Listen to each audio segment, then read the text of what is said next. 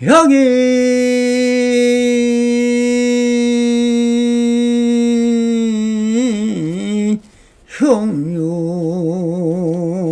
형유지 삼세 일체불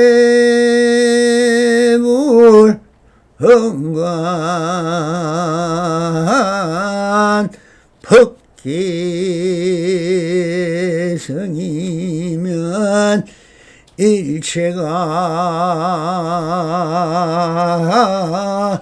유심소더라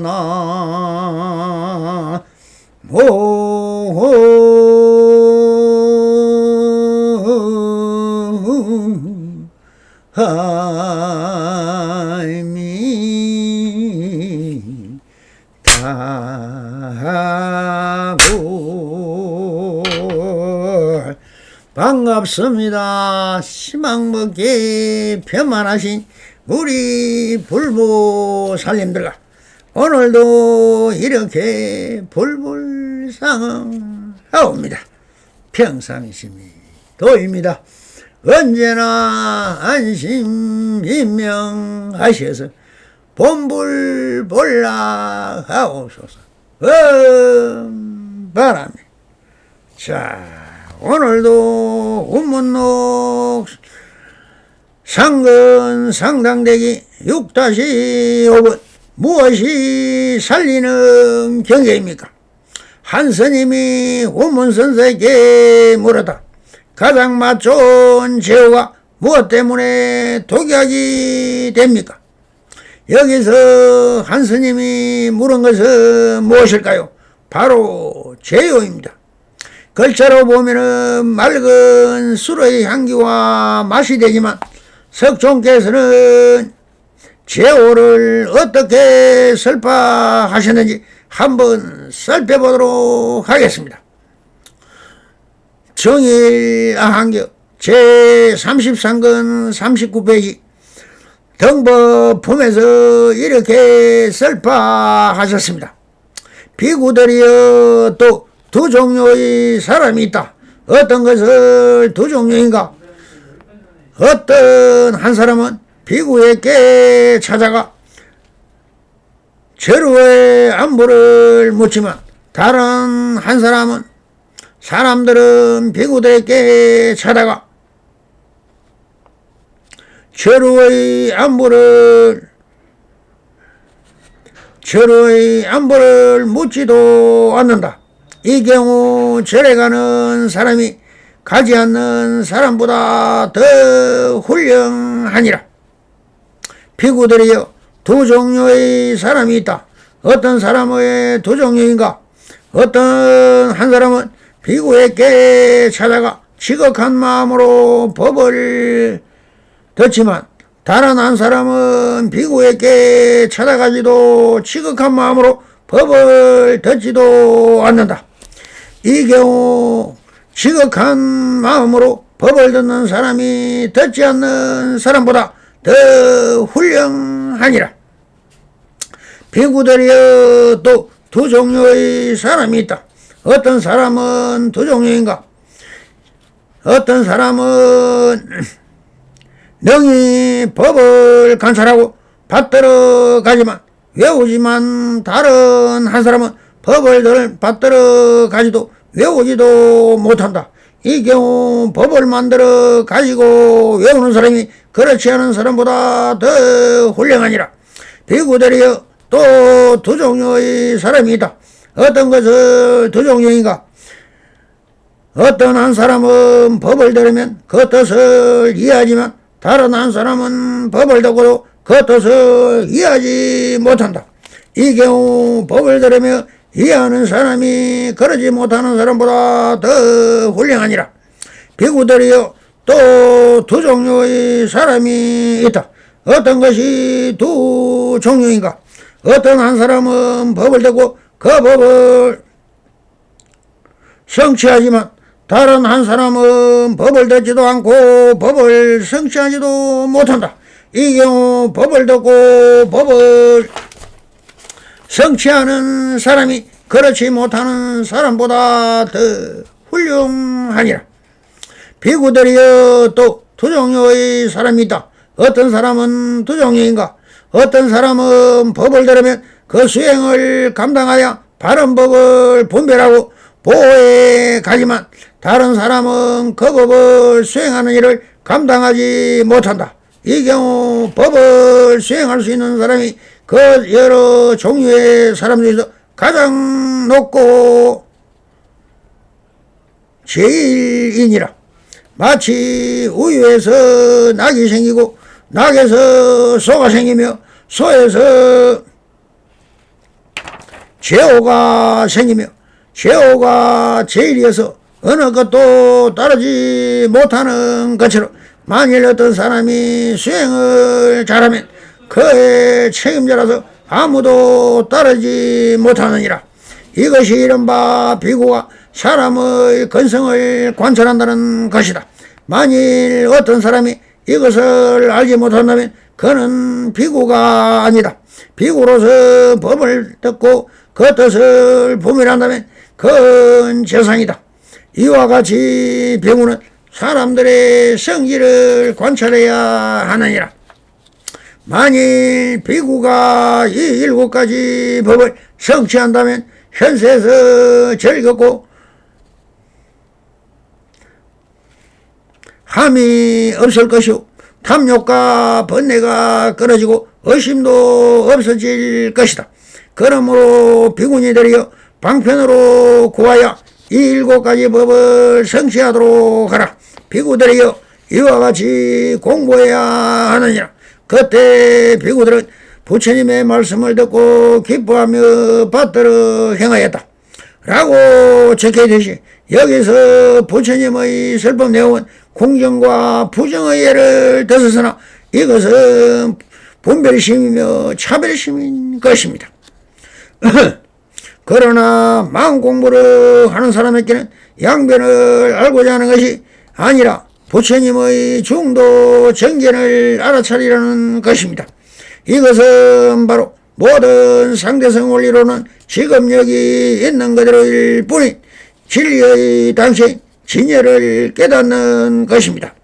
이것은 양변을 벗어난 지금여기를 떠나서니 다 번뇌 망상의 것이니 때문에 직감으로 알아차리는 그 자체가 진여 실상이지만 여기서 다시 사람 분별을 해서 한 생각 일으키는 자체가 번뇌 망상임을 간파해서 직심직불임을 알아차리는 것이 자체적으로 거울에 비친 빛의 화인이지. 그 자체가 다 빛이 빚어낸 환경임을 알아차리어 그 숨어있는 그 자체는 현지를 알아차리는 것이 있는 그대로인 것입니다. 그래서 원문선사는 이렇게 한마디를 하십니다.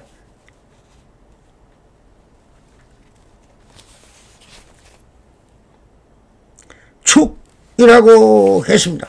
왜 이렇게 말씀했을까요?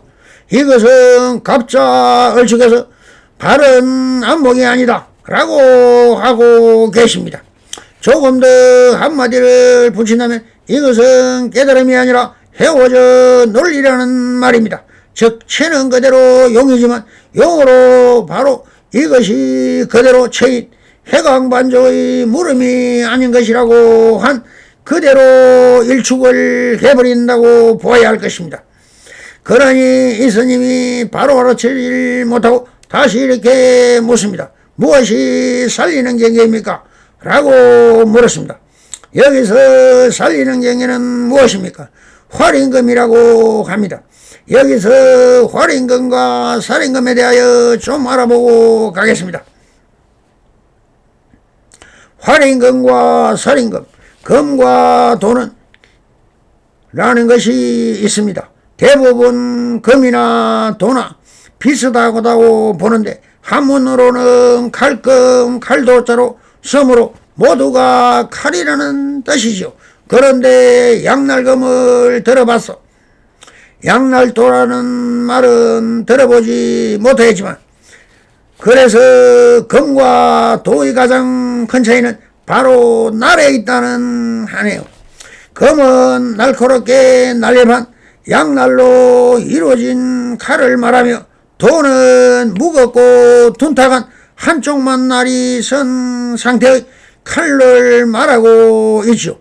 그러니까 검은 양쪽에 날이 있는 것은 찌르기용으로 만든 칼이고 도는 한쪽만 날이 있는 베기 위한 칼이죠.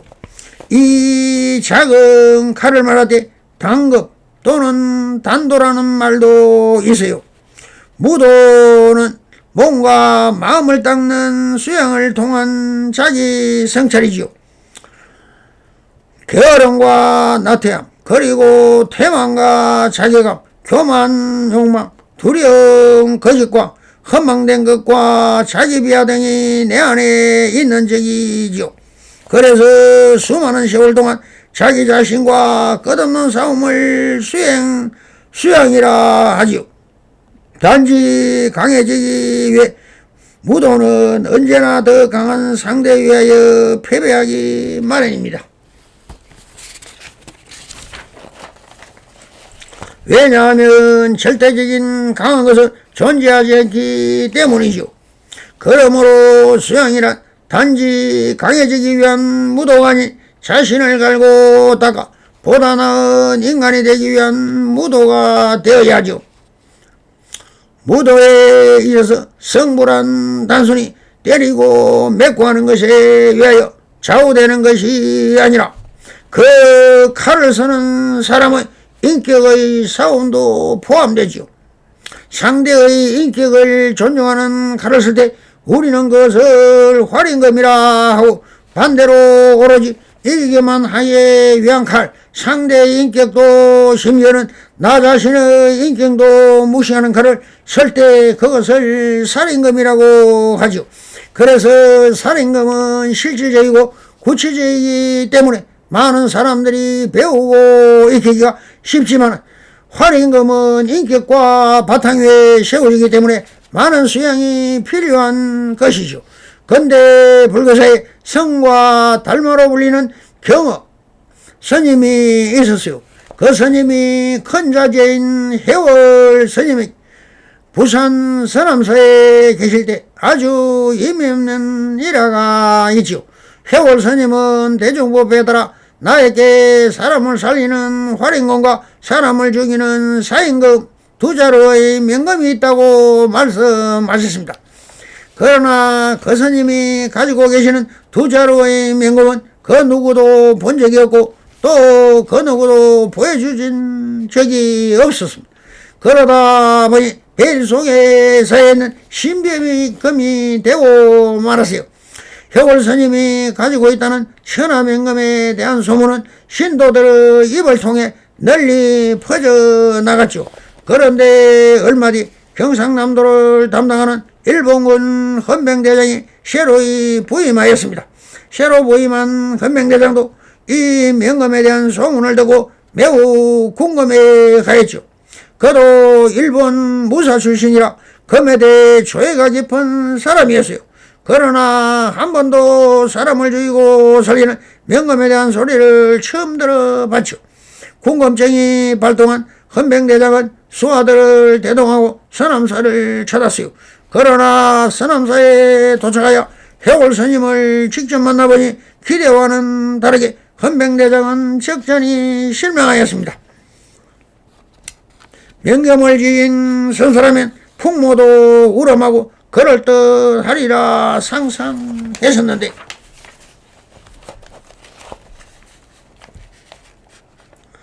큰 스님의 모습은 너무도 온순하고 자애로운 노성에 불과했어요.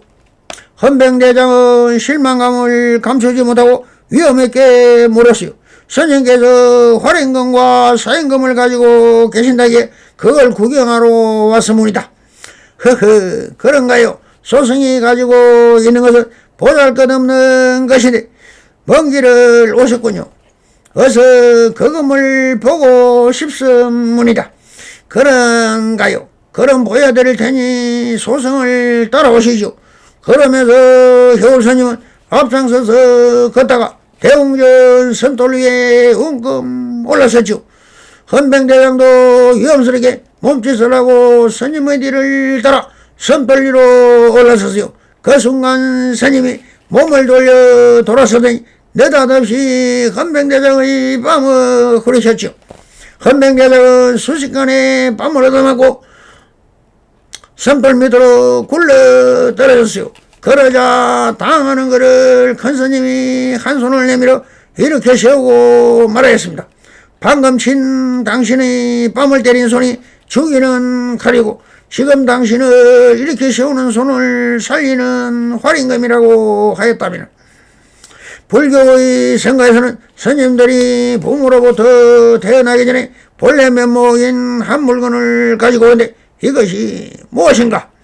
그래서 이목구의 하도를 잡고 끝없이 정진하고 또 정진하지요. 그런데 그 한 물건을 칼로 비유하고 있어요. 칼이란 분별심인 번뇌망상의 삭을 잘라버리거나 경계심이 벽을 허물거나 소통하게 하는 마음으로 비유하여 여러 가지로 쓰이고 있죠. 즉 모든 사람들은 자신들이 칼 가지고 있다 하죠. 그 칼은 활임금이 될지 살임금이 될지 스스로 갈고 닦아서 어떻게 쓰느냐에 따라 달려있다는 것입니다. 사음 수독성이요 우음 수성유라. 지악성벌이며 우악성 생사라 했습니다. 같은 물을 뱀이 먹으면 독이 되고 소가 먹으면 우유가 되며 지혜로운 배움은 깨침이 되고 어리석은 배움은 생사를 이룬다는 뜻인데, 이는 보조국사 진울스님이 개초심 확인문에 나오는 말이지요.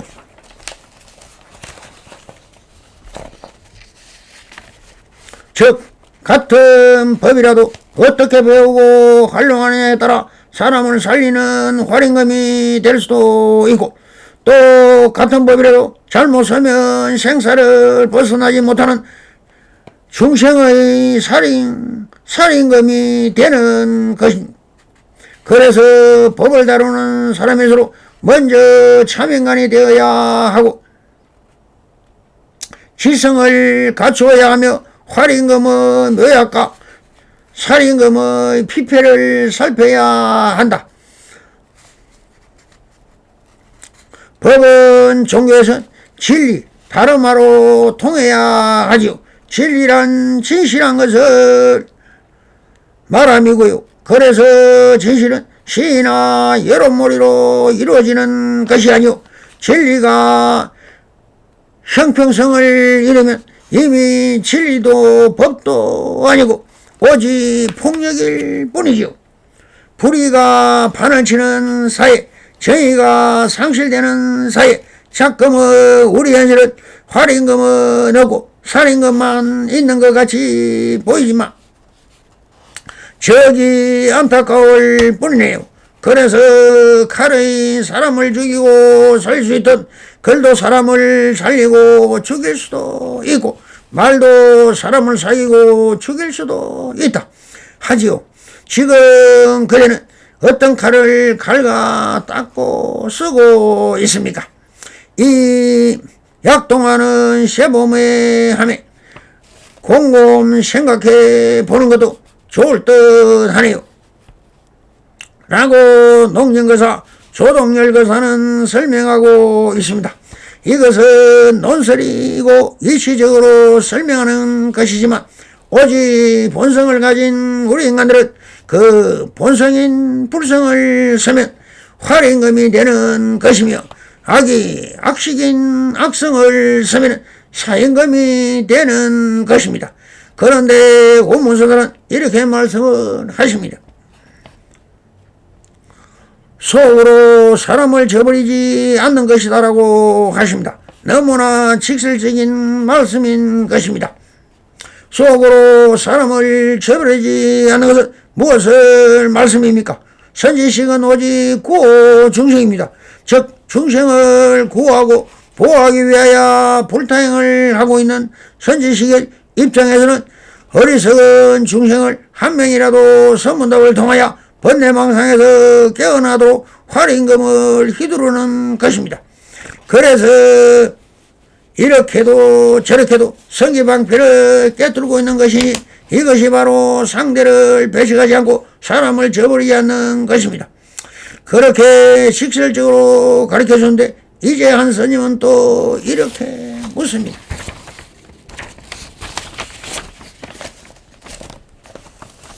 그러면 무엇이 죽이는 경계입니까? 라고 묻습니다. 여기서 이 스님이 묻는 것을 위에 설명처럼 활임금은 걷다 치고 사임금을 묻고 있습니다. 참으로 딱한 스님입니다. 바로 이야기를 해줘도 이를 해강반족하지 못하고 역순경계가 바로 활임금과 사임금은 상대적인 인연법입니다. 이것이 양변이며 상대성 질문인 것입니다. 그렇다면 이것을 회광반조에서 상대성 이론이라는 것을 알아차리고 바로 양변을 벗어난 자의 지성인 본래 면목을 볼 수 있는 견처가 생겨나야 하는데 쥐어줘도 모르니 뭐라 하겠습니까? 그래서 운문선사는 또 이렇게 이제 언유법으로 말씀을 하십니다. 3일 뒤에 창의하지 못한다라고 하십니다. 여기서 창의는 고창이라고 합니다. 스님들이 원적에 들면 그 스님이 쓰던 물건을 분류하여 감나가는 물건 즉 토지나 금원 등을 상주물로 돌리고 옷가지 등 자질한 물건은 대중에게 나누어 주는데 이에 공평하게 나누어지지 않았을 경우 경매에 붙이는 일을 하는 것입니다. 그러니 이 스님은 양면에다 묶여 이 양면을 벗어나 중도 정인의 직업력이 있는 그대로를 볼 수 있는 안목이 없으므로 왜 아직 일어나지 않는 말을 하고 있느냐? 모든 것은 직업력이를 벗어난 말을 하는 것은 다 번뇌 망상이니 지금 여기서 딱한 생각이 떠오르면 바로 직설적으로 해보아라는 뜻으로 이렇게 말씀을 하십니다. 그런데도 이 스님은 정말 앞뒤가 꽉 막힌 뿔통입니다. 또 이렇게 묻습니다. 죽이지도 않고 살리지도 않는 경우는 어떻습니까? 라고 꽂혔습니다.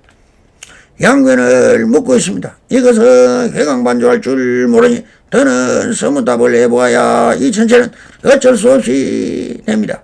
시부든지 운문선사는 이렇게 말을 합니다. 스님은 주장자로 내쫓아 버렸다. 성불이는 맺어소서. 바람 감사합니다.